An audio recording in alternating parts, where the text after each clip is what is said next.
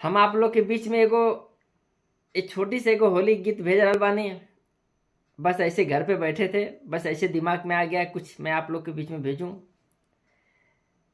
तो मैं आप लोग के बीच में होली भेज रहल बानी। हमके आशा बा जरूर आप लोग के पसंद आए। कहना है कि मना भावे मरद भोजपुरिया सखी, मना भावे मरद भोजपुरिया, मना भावे मरद भोजपुरिया सखी, मना भावे मरद भोजपुरिया।